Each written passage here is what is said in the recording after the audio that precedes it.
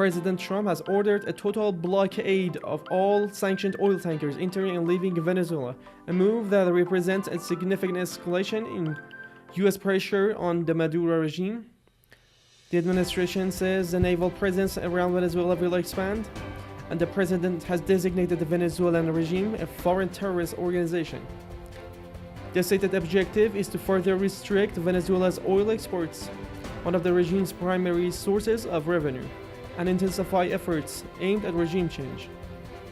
The blockade follows earlier actions by the administration, including the seizure of an oil tanker earlier this month and broader restrictions that have already reduced the flow of US dollars into Venezuela.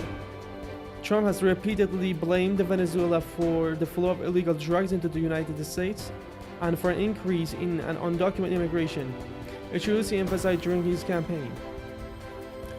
US forces have targeted more than a dozen vessels suspected of drug trafficking ties, and the administration argues that curbing oil exports further tightens pressure on crackers.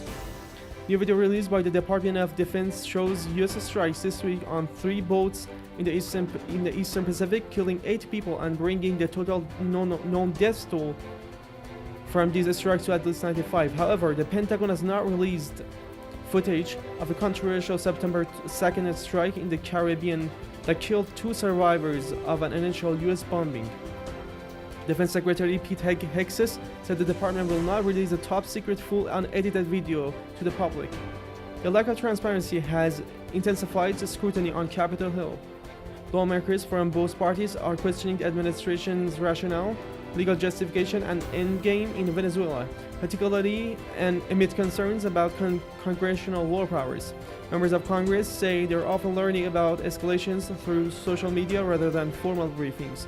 While Congress cannot force the administration to release the video publicly, lawmakers have moved to compel its release to Congress by tying compliance to the Defense Secretary's travel budget in the annual defense policy bill, which has passed the House and is expected to pass the Senate. Both the House and the Senate Armed Services Committees are scheduled to receive briefings and view the video, though it has not yet been shared with the full Congress. Democrats are also pushing war powers resolutions in both chambers that would require congressional approval for any additional military action in Venezuela. The measures have bipartisan support, but not enough to pass or override the presidential veto.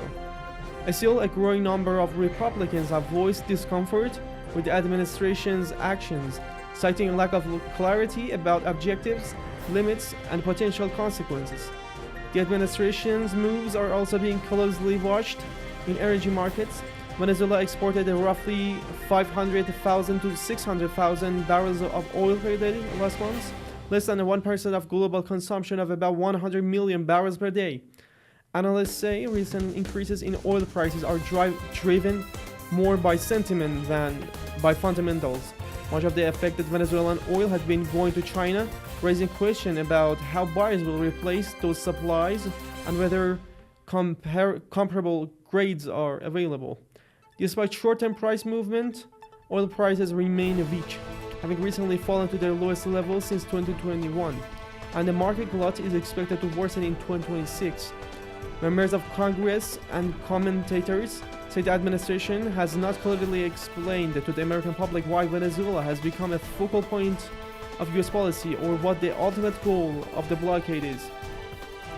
With questions mounting over whether the United States is moving toward war with Venezuela, the president is expected to address the nation in a primetime speech, where lawmakers and the public alike are seeking greater transparency and justification for the escalating actions.